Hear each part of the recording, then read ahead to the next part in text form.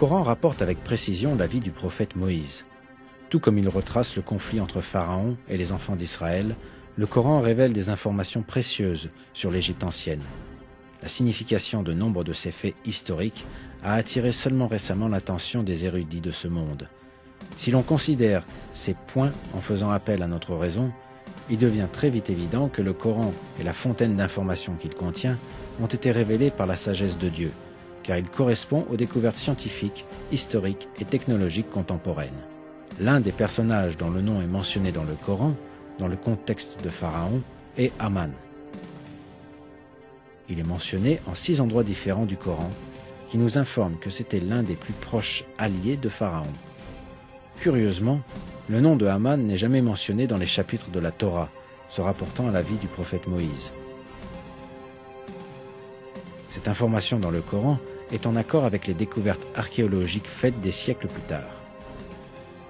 Jusqu'au XVIIIe siècle, les écritures et les inscriptions de l'Égypte antique ne pouvaient être décryptées.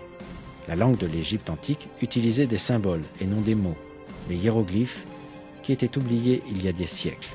Le mystère de ces hiéroglyphes égyptiens antiques fut levé en 1799, grâce à la découverte d'une tablette appelée la pierre de Rosette, datée de 196 avant Jésus-Christ. Avec le décodage des hiéroglyphes, une partie importante de la connaissance a été révélée.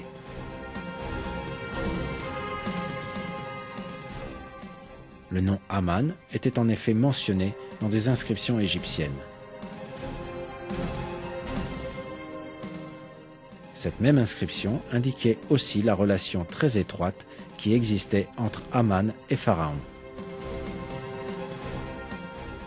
Dans le dictionnaire People in New Kingdom, basé sur l'ensemble des inscriptions, Aman est mentionné comme étant le chef des carrières de pierre. Le verset coranique, décrivant l'événement relatif à la demande faite par Pharaon à Aman de construire une tour, est en conformité parfaite avec cette découverte archéologique. Et Pharaon dit : « Ô notable, je ne connais pas de divinité pour vous autre que moi. Aman, allume-moi du feu sur l'argile, puis construis-moi une tour, peut-être, alors monterai-je jusqu'au Dieu de Moïse. Je pense plutôt qu'il est du nombre des menteurs. »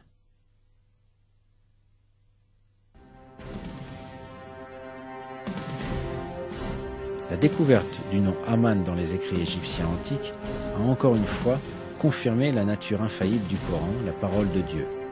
Miraculeusement, le Coran nous fournit une information historique qui ne pouvait ni être détenue, ni comprise à l'époque du prophète.